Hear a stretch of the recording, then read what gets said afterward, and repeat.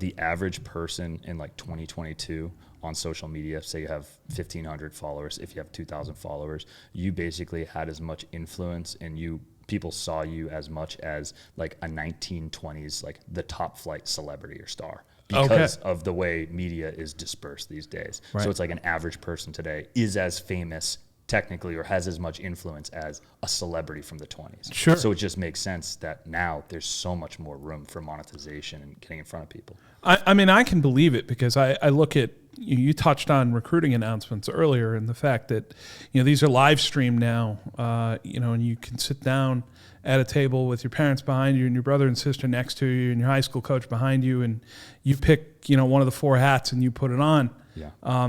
That's streamed. You could do that in Sacramento, California, and I can watch it live in Warwick, Rhode Island. Yeah.